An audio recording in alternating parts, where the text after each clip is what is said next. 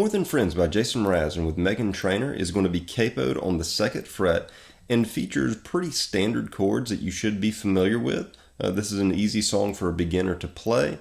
It does have a bit of a tricky finger-picked part, which I'll talk a little bit later and hopefully give you an idea of how to approach that. But first, I'll just go over the chords. The first chord is going to be a standard C chord. I've got my ring finger on the 5th string relative 3rd fret to our capo. It's the real 5th fret, but relative to our capo, it's the 3rd fret. So ring finger, 5th string, 3rd fret, 2nd finger, 4th string, 2nd fret. I've got an open 3rd string. I've got my 1st finger on the 2nd string, 1st fret, and I'll have an open 1st string. I'm going to strum from the 5th string through the 1st string. The 2nd chord is going to be a G chord. I'm moving my ring finger to the 6th string, 3rd fret. I'm moving my 2nd finger to the 5th string, 2nd fret. I'm going to have an open 4th string, an open 5th string. An open 4th string, an open 3rd string, and then an open 2nd string. The 1st string in this seems to be avoided altogether, but if you want to make a full rounded G chord, you can pull your pinky finger back to the 1st string, 3rd fret. The 3rd chord is going to be a relative A minor chord. I've got my 2nd finger on the 4th string, 2nd fret, my ring finger on the 3rd string, 2nd fret, my 1st finger on the 2nd string, 1st fret.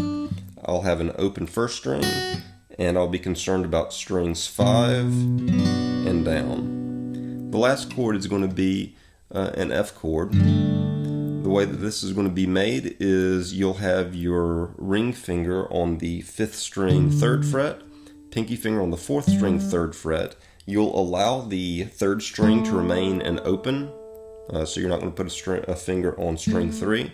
Your 1st finger will go on the 2nd string, 1st fret.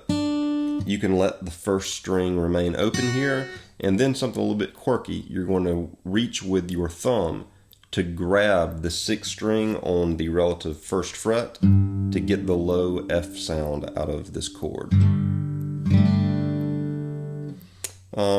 And that is the verse to this song, a C to a C to a G to an A minor to an F.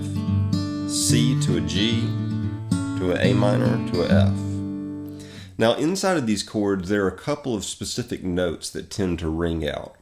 In the C, you're going to want to also at times emphasize where your 1st finger is at on the 2nd string, 1st fret. Then whenever you move to the G, you're going to want to be lifting up your 1st finger and exposing and emphasizing the open 2nd string. You'll hear that note right there, that open 2nd string emphasized in the G chord. In the A minor chord, something that's going to be unique to how the A minor sounds in the song is that it's usually hammered on into. The way that I'm doing that, I know that I just showed you a 3-fingered A minor chord, but the way that I'm going to show you to do this, I'm really not concerned with my ring finger. I'm primarily focused on my 2nd finger hammering on to the 4th string, 2nd fret, while simultaneously at the same time my 1st finger hammering on to the 2nd string, 1st fret.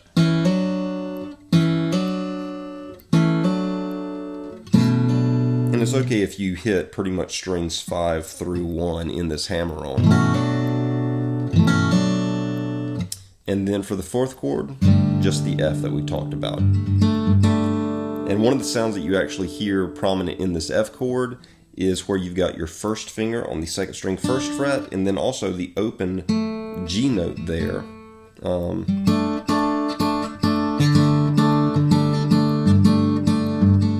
Kind of hear that prominently in this chord. So those are some things to think about as you're playing this song. Now if you want to use a pick, you can use a pick and just strum across this.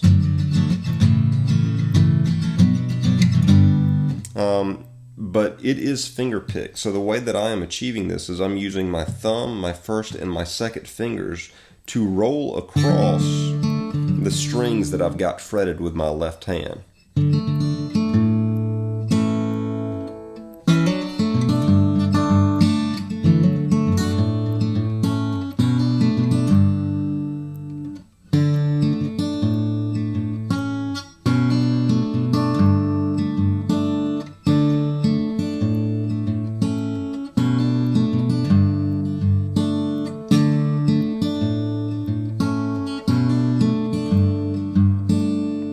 So hopefully that'll give you an idea and a feel for the fingerpick part. Lastly, the last chord that you need to be familiar with is in the pre-chorus. The tone of the C chord changes in the pre-chorus. So you're still going to be making a standard C-shaped chord, but instead of just strumming from the 5th string down, you're going to include this lowest open 6th string. And it's going to give you a lower third. Man, my capo is kind of loose there. It's going to give you a lower third on this C chord that changes the tone of the chord, and that's what you're hearing in the pre-chorus. So if you're hunting for what's that weird chord, it's still a C. You're just throwing a low E on it to make that very prominent. And then the second chord in the pre-chorus is going to be an F. And then it goes back to the C with the low E on it. And then it's going to go G. And in this G, you really just want to focus on your ring finger on the 6th string 3rd fret, and also plucking the 2nd string where you've got your 1st finger on the 1st fret of the 2nd string. So pluck those two together, your 6th string and your 2nd string. That's the first sound in the G chord of the pre-chorus. And then you're going to lift up your 1st finger to expose the open 2nd string. And that's how you achieve that sound. You should be able to listen to the pre-chorus and tell that whenever it gets to the G, it kind of has 2 tones to it. It's the 1st and then the 2nd. And that's how you're achieving that, is with your 1st finger being on the 2nd string 1st fret and then coming off of the 2nd string 1st fret. So again, the little pre-chorus is going to be C with the low E to an F, then C with the low E again to a G and another G. Then back into the C chord progression for the chorus, which is the same chord progression as the verse. C to the G, A minor to the F, C to the G, A minor to the F. Hopefully that'll give you an idea of how to approach this new Jason Mraz song, More Than Friends.